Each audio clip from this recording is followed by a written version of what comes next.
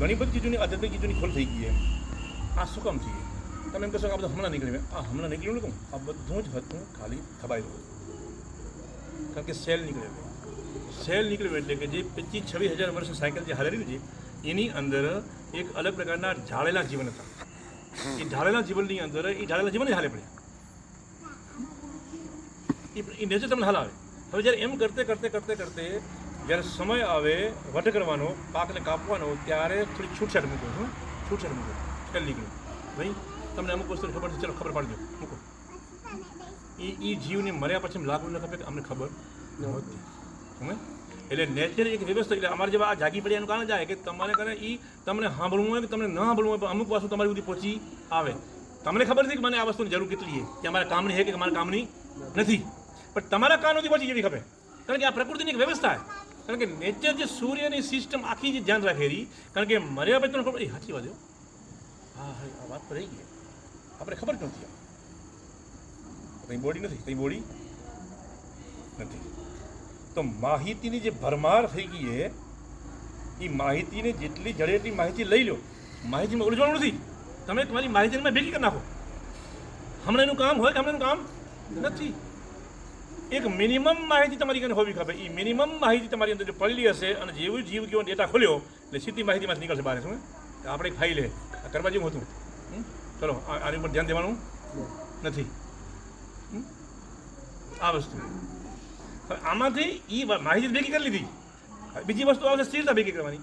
કે મારો જે સ્વભાવ છે, જેને કહેતું પાથલેસ પાથ, એટલે કે માર્ગ વગરનો માર્ગ, જે મારો આંતરિક સ્વભાવ છે એને પ્રમાણે પણ મારે એને ન્યાય દેવો પડશે. નકર અલગ અલગ પ્રભાવ મને ઉલઝાવી નાખશે, અલગ અલગ ચીજો મને ઉલઝાવી નાખશે. એટલે મને અલગ અલગ ચીજોની ખાલી મારે માહિતી ભેગી કરવાની છે. કે ચલો એક આ ગિલાસ ભેગો કર્યો, એક આ શીશો ભેગો કર્યો, ભલે મને કામ નથી પણ ભેગો કરો, આટલું. પછી હું ભેગું કરીને એમાં ઉલઝી જાઉં, એ કરવાનું નથી. મારે ખાલી અમુક ટપડીએ ભેગા કરવાના છે. કદાચ ક્યાંક કામ આવી જાય, ઓકે. મારે એમાં ઉલઝવાનું નથી. મારું ધ્યાન મારા અને માર્ગમાં જ હોવું જોઈએ. કદાચ એ માર્ગની અંદર ક્યાંક હાલતે શીશાની જરૂર પડી ગઈ, ચાલો આવી ગયો તો શીશો ગામમાં એ મને ખબર હોવી જોઈએ. પછી શીશો ગોતવા જેવું મેળ ના આવે.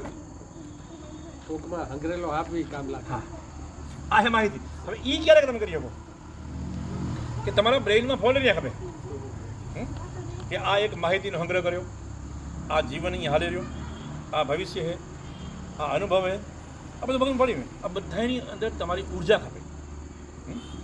અને ઉર્જા ધ્યાનથી અને હવનથી આપો. હવન કરવાથી ઘટનાઓ આકાર મળે. તમારી ઈચ્છા પ્રમાણેની ઘટનાઓ આકાર પામે.